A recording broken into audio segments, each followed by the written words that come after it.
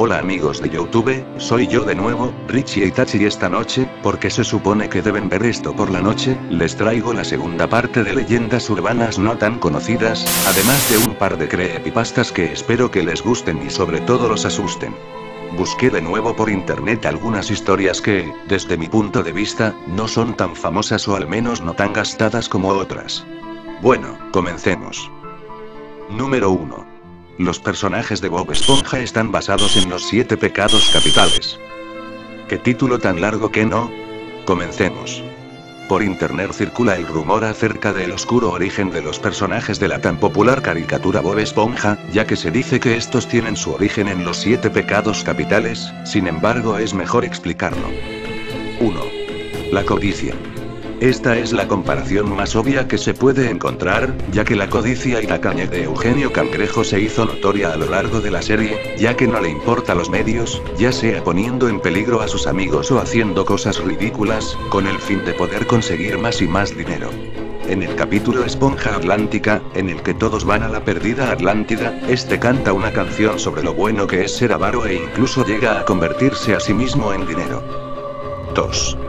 La envidia. Este es fácil de deducir igualmente, Sheldon J. Plankton, o simplemente Plankton, el eterno enemigo de Don Cangrejo, es el personaje que mejor representa la envidia en la serie, ya que a pesar de ser rival de Don Cangrejo, realmente no está a su mismo nivel debido a que su restaurante, el Balde de Carnada, siempre está vacío, lo que deja a Plankton pobre y con mucha envidia hacia el cangrejo, orillándolo incluso a querer robar la fórmula de su mejor amigo. Porque de hecho, ambos eran los mejores amigos. 3. Pereza. Patricio Estrella en esta lista representa la pereza y la flojera. Muchos han notado como Patricio es un bueno para nada, se la pasa todo el día bajo su roca, sin hacer absolutamente nada, incluso en el capítulo Perdedor Rosado, si no me equivoco, al final del capítulo le llega por correo un trofeo por no haber hecho nada durante más tiempo que nadie. 4. El orgullo. Díganme, ¿quién es ese personaje que se jacta de ser de Texas y que es de Texas y Texas esto y Texas lo otro? Exacto, Arenita Mejillas. Esta ardilla presume de ser la única criatura terrestre en fondo de bikini, además de tener una fuerza increíble, y ser una experta en karate, llegando incluso a dejar en ridículo a Bob Esponja en algunas ocasiones, sin embargo es una buena persona generalmente. 5. Ira. Calamardo Tentáculos es el personaje más iracundo de la serie, ya que para comenzar es amargado, negativo y odia a casi todos los demás. Calamardo expresa su odio constantemente sobre su trabajo, su jefe, la sociedad y sobre todo con Bob Esponja, pero cuando llega a su límite suele estallar en un arranque de ira, llegando a gritar e insultar a los demás. Su ira podrá no parecer tan grande debido a que hablamos de una caricatura, por lo que obviamente no se expresa de manera tan clara. 6. Gula. Esta es posiblemente la comparación menos aparente de la lista, pero quien representa la gula es nada más ni nada menos que Gary el caracol, quien no hace mucho durante la serie, normalmente solo maulla y come, pero cuando come puede llegar a tragar de una manera horrible, por ejemplo, cuando Bob Esponja recuerda en un capítulo que debe alimentarlo, y entonces se muestra una escena de Gary donde ya se ha comido medio sofá, o en un capítulo aplazador, en que Bob Esponja tiene que escribir su ensayo, en una parte intenta distraerse alimentando a Gary, dejando una montaña enorme de comida la cual Gary devora en un instante. 7. Lujuria. Vayamos al grano, es el mismo Bob Esponja. ¿Por qué? Bien, lujuria tiene diversas descripciones, la principal es un incontrolable deseo sexual, sin embargo otras definiciones nos dicen que es un deseo apasionado por algo o un exceso de deseo. Nuestro esponjoso personaje siente un deseo incontrolable de jugar, ser alegre y hacer que los demás a su alrededor hagan lo mismo, siente una enorme pasión por la vida, busca excesivamente llevarse bien con todos en busca de afecto, llegando incluso a tratar con personajes que lo odian, como lo son Plankton y Calamardo. Ok, analicemos esta leyenda. Si bien es claro que muchas de las comparaciones son verdad, y que incluye a los personajes principales de la serie, también hay algunas que no me convencen.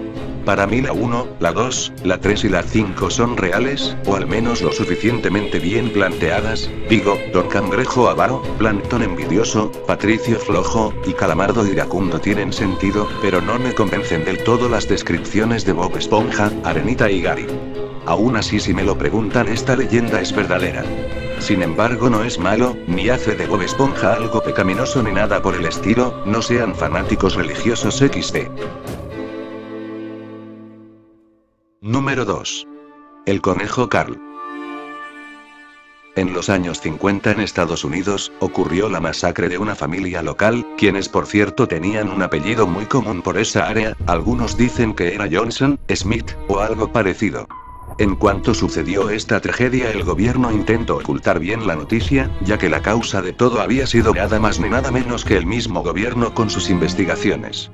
Todo comenzó cuando un grupo de científicos empezaron a realizar pruebas clínicas, necesitaban saber cómo afectaba al cuerpo un producto que habían hecho para algo del cerebro, no se sabe qué, sin embargo el producto se probó en 2 sujetos que cobraban por dejarse hacer pruebas en ellos, es decir, sujetos de prueba voluntarios. Pero hubo un problema enorme, ya que al aplicar la rara sustancia en los sujetos uno de ellos empezó a tener convulsiones muy violentas y tuvieron que internarlo de inmediato. Pero en cambio, el otro sujeto de prueba no sintió nada, se quedó completamente bien, como si no le hubiera pasado absolutamente nada. Aquí viene lo malo. Primero, vamos a llamar Carla al sujeto al que nada le pasó. Lo que estoy por contar es lo que la hija del tipo, única sobreviviente, y los análisis del caso pudieron sacar. Los científicos decidieron que era seguro que Carl abandonara el lugar, por lo que le permitieron irse. Carl llegó a su casa y empezó a descomponerse y vomitar, así que se acostó en la cama, sin embargo, después de un rato decide salir rápidamente por la puerta sin decir nada. Después de 6 horas, teniendo a su familia preocupada, regresó a su casa vestido de conejo, su esposa comenzó a preguntar qué era lo que estaba haciendo y el porqué del extraño atuendo, pero él no contestaba, su esposa asustada agarró el teléfono y marcó a la policía, pero apenas empezó a hablar se escuchó un golpe en seco. Carl había agarrado un hacha y cortado la cabeza de su esposa de un solo golpe, después agarró a su hijo, lo llevó cargando hasta el baño y metiendo su cabeza en la bañera lo ahogó sin que el niño pudiese defenderse. Cuando volvió al living vio a su hija llorando y se sacó la máscara de conejo, después agarró un papel, escribió algo y se lo entregó a su hija. Después de eso, se dirigió hacia su cuarto, en donde tenía guardada una pistola en el buró de junto a su cama, con la cual se dio un tiro en la cabeza matándolo instantáneamente. Pero a todo esto deberán preguntarse qué era lo que decía el papel. Bueno, el papel decía lo siguiente. Este no es papi, este no soy yo, te adoro hijita. De acuerdo, si bien la historia de esta leyenda es un tanto espeluznante, lo que realmente te hace tener miedo son las diferentes imágenes de Carl con el disfraz de conejo, aunque si lo pensamos bien el simple hecho de que haya varias imágenes le quita credibilidad a la historia, además de que para empezar no nos dice nada sobre qué cosa usaron en los sujetos de prueba para dejarlos así. Esta leyenda es falsa, pero sí te saca un buen susto XD. Número 3. El perro atragantado. Una familia regresa tranquilamente a su casa luego de un día habitual de compras, sin embargo, al entrar por la puerta principal notan extrañados de que su mascota, un fiel perro, no se acerque a darles la bienvenida, como normalmente lo hacía. El marido comprobó que había un rastro de sangre en el suelo, el cual iba desde la entrada trasera del jardín hasta el armario, donde se encontraba su perro, rascando la puerta desde afuera, tenía la boca ensangrentada y tosía como si se estuviera atragantando con algo. El hombre decide dejar a su esposa y a su hijo en casa, mientras él se encarga de llevar al pobre perro al veterinario, probablemente el perro se habría lastimado comiendo algo que no debía o algo por el estilo. Al llegar con el veterinario fue puesto rápidamente en la sala de urgencias, donde se comprueba que el perro tiene una herida profunda en el hocico, un corte muy limpio, como si fuera hecho con un cuchillo. Sin embargo, lo que les preocupaba tanto al veterinario como al hombre era que el perro seguía jadeando, como si se fuera a ahogar en cualquier momento, así que deciden sedarlo y tratar de buscar el objeto que le obstruye la garganta. El veterinario logra sacar el extraño objeto ensangrentado de la garganta del perro. Ambos miraron atónitos qué era aquel objeto, ya que era nada más ni nada menos que un trozo de un dedo humano. El hombre palideció al comprender por qué su perro no se despegaba de la puerta del armario y por qué el reguero de sangre llegaba hasta allí. Había alguien dentro del armario cuando ellos llegaron. Mientras ellos salieron a comprar, alguien había entrado en su casa con intención de robar, pero el perro lo atacó y tuvo que refugiarse en el armario para evitarle. El animal le había mordido en la mano y él le había clavado un cuchillo en el morro dándole el tiempo justo para escapar. inmediatamente llamó a su mujer para avisarla de que tenía que salir inmediatamente a casa. Pero no contestaba el teléfono. Preocupado por su familia, regresó tan rápido como pudo mientras llamaba a la policía conduciendo a toda velocidad. Al llegar allí se encontró lo que más temía: en su ausencia, el ladrón aprovechó para salir del armario y, enfadado por la herida que le había infligido el perro de la familia, se vengó degollando a su mujer y su hijo antes de escapar. Esta es una historia de suspenso, nos cuenta hechos lógicos de lo que realmente pudo haber pasado. No hay mucho que decir, o sea, no hay cosas que nos comprueben si la historia es cierta o no, pero tampoco hay nada que nos lo niegue, por lo que yo digo que esta historia es verdadera. Número 4. Atrapada en el subterráneo. Paula había bebido más de la cuenta, por lo que aquella noche regresaría temprano a casa. Se sentía bastante mal y muy mareada, pero aún así, solo por variar un poco, se le ocurrió que, en lugar de tomar un taxi como siempre lo hacía, podría llegar a su casa en el tren subterráneo. El trayecto era largo y las pocas personas que viajaban en su vagón parecían tan cansadas como ella. Solo un grupo de amigos que bromeaban al fondo del tren hacían el suficiente ruido como para mantenerla despierta, pero cada vez tenía que luchar con más fuerza para no quedarse dormida. En la siguiente estación ella debería transbordar, así que al llegar bajó del vagón, y tras caminar por los pasillos de la estación llegó al andén en el que abordaría el metro que la llevaría a casa. El cartel luminoso en la estación marcaba que el tren llegaría en 6 minutos, por lo que Paula decidió esperar sentada en uno de los bancos junto al andén. Como podrán imaginar, Paula se quedó dormida por el casi absoluto silencio de la estación, y casi sin darse cuenta se recostó en el banco usándolo como si fuera una cama. Era tan profundo su sueño provocado por la borrachera que cuando pasó el último metro de la noche ni siquiera lo sintió pasar. Hasta pasada más de una hora no se despertó. Por suerte la borrachera parecía haberse esfumado parcialmente tras la corta siesta, pero algo parecía no ir bien. El cartel que avisaba la llegada del próximo tren estaba apagado y al mirar la hora en su teléfono móvil se dio cuenta que eran casi las 2 de la mañana. Asustada empezó a subir las escaleras mecánicas de la estación, que ya estaban apagadas, para salir de allí. La parada en la que tenía que hacer transbordo era una de las más antiguas, viejas y pequeñas de la ciudad, por lo que la sensación de agobio y miedo eran mucho más intensas. Al llegar a la salida, la peor de sus pesadillas se hizo realidad. Las puertas estaban cerradas y no había nadie en la estación, por lo que por más que gritara nadie podría escucharla desde la calle. Además su teléfono estaba sin cobertura, esas malditas estaciones casi nunca tenían señal y las puertas de cristal herméticamente cerradas la separaban del exterior aún por unos cuantos metros.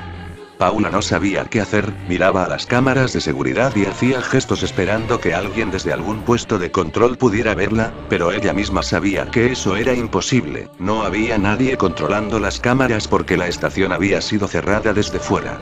Paula se preguntaba cómo pudo haber sido posible que nadie notara que ella se quedaba dentro cuando cerraron. Tras un rato, su miedo se convirtió en enojo y frustración. Desde luego no podía esperar hasta que a la mañana siguiente abrieran de nuevo el metro. Faltaban más de 4 horas para que se reiniciara el servicio y si llegaba a casa a las 7 de la mañana su padre probablemente la mataría. Así que decidió que lo mejor que podía hacer era caminar por los rieles del tren hasta la siguiente parada. El camino era oscuro y realmente tétrico, pero sabía que su destino no estaba muy lejos y alumbrándose con su teléfono pudo ver en el túnel.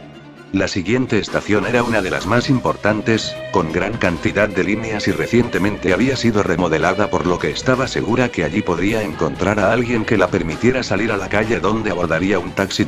La idea parecía muy buena, pero a la hora de la verdad recorrer aquellos túneles era realmente escalofriante. Sus pasos eran cortos y se detenía a menudo a escuchar porque sentía como si alguien la observara desde la oscuridad. Ella estaba casi a mitad de camino cuando unas voces la alertaron. Por un momento pensó en gritar para que supieran que estaba allí, pero decidió ser cauta y apagar la luz de su teléfono mientras se escondía en un estrecho pasillo que había en un lateral del túnel. Mientras permanecía escondida y en silencio pudo ver la figura de 2 hombres. Sus ojos cada vez se adaptaban más a la escasa iluminación de las luces de emergencia que había cada muchos metros en el túnel. Ambos parecían discutir acaloradamente por un cartón de vino y comenzaron los empujones y golpes. El más grande de ellos le propinó un puñetazo que tumbó al otro y de un trago se bebió casi la mitad del contenido del cartón de vino. El más pequeño enfurecido sacó un cuchillo de la espalda y se lo clavó repetidamente en el cuello a su rival, realmente se ensañó con su cadáver y a pesar de la poca luz Paula pudo ver con claridad cómo tenía toda la cara manchada de sangre. Recogió el poco vino que quedaba y se lo tomó de un trago. Paula estaba temblando del miedo, no se atrevía ni a respirar y desde luego mucho menos a moverse. Si estaba lo suficientemente quieta tal vez el vagabundo asesino se iría de allí sin verla. Pero la casualidad no se quiso aliar con ella y justo cuando el asesino se daba la vuelta para marcharse del lugar su teléfono sonó con el aviso de faltarle batería y el vagabundo se giró de inmediato y comenzó a gritar buscando a quien estuviera en el túnel. La pobre chica se quedó petrificada y no sabía cómo actuar mientras el asesino se acercaba a ella. Por instinto decidió tirarle el teléfono con tan mala puntería que este pasó por encima del vagabundo y golpeó la pared del fondo. Él, que todavía no había visto a la chica, escuchó un ruido a sus espaldas y se giró, momento que aprovechó Paula para salir de la oscuridad y empujarle a la vez que salía corriendo. El vagabundo enfureció de tal manera que no dejaba de gritar e insultar a Paula, se levantó y comenzó a perseguirla por los túneles. Ella no era una buena deportista pero el miedo se apoderó de sus piernas y le dio fuerza para correr dejando atrás los zapatos de medio tacón que llevaba aquella noche, sus pies se ensangrentaron mientras corría sobre la gravilla y guijarros del suelo del túnel. Sin embargo, el miedo era más fuerte que el dolor y no se detuvo a pesar de que en varias ocasiones estuvo a punto de caerse al tropezar por culpa de la casi total oscuridad de su ruta de huida. Al llegar a la estación Paula ya había logrado sacar unos cuantos metros a su perseguidor y subió al andén para adentrarse en los pasillos que la llevaban a la salida del metro. A sus piernas empezaban a fallarle las fuerzas pero no se podía parar a descansar así que casi extenuada subió el último tramo de escaleras. Lo que vio allí la heló la sangre, la estación estaba al igual que la anterior cerrada y no parecía haber nadie, comenzó a gritar desesperada, a gesticular a las cámaras y golpear las puertas. Pero su perseguidor que conocía a la perfección los horarios y hábitos de los trabajadores del metro ya había subido la escalera y la había cortado toda posible ruta de escape. El asesino se abalanzó sobre ella y tras inmovilizarla la violó y sometió durante más de una hora. Después sacó de nuevo el oxidado y ensangrentado cuchillo con el que había matado al otro vagabundo y se lo hundió repetidamente en el pecho hasta que Paula dejó de patalear y murió con una horrible expresión de terror en su rostro. Al día siguiente los trabajadores se encontraron con un surco de sangre que se perdía en la profundidad del túnel. Asustados deciden revisar las cintas de vídeo que grabaron esa noche y pudieron observar la desgarradora escena de la violación y asesinato y cómo el vagabundo arrastraba el cuerpo de Paula dejándolo caer escaleras abajo para de nuevo arrastrarlo hasta la oscuridad de las vías del tren. La policía localizó los dos cuerpos pero no encontraron ni rastro del asesino, del cual se dice que todavía utiliza los túneles del subterráneo para esconderse de noche. No me queda mucho que decir de esta leyenda. ¿A cuántos de ustedes no les daría horror quedarse atrapados en el metro? Un lugar tan común por el día se puede volver una completa pesadilla durante la noche, en especial si se está solo y no se tiene idea de cómo salir. ¿Qué harían ustedes? ¿Se quedarían a pasar la noche en la estación esperando a que amanezca? ¿O acaso irían a través de los oscuros y tenebrosos túneles del metro en busca de una incierta salida? Para mí, esta leyenda es real. Bueno, hasta aquí llega esta segunda parte, no olviden comentar, dar me gusta, y compartir, ya saben, lo habitual. Nos vemos en el siguiente vídeo, y para aclarar las cosas, sí habrá tercera parte, pero solo si consigo más leyendas no comunes. Hasta entonces, si conocen alguna mándenmela por mensaje privado por favor. Se despide de ustedes Richie Itachi.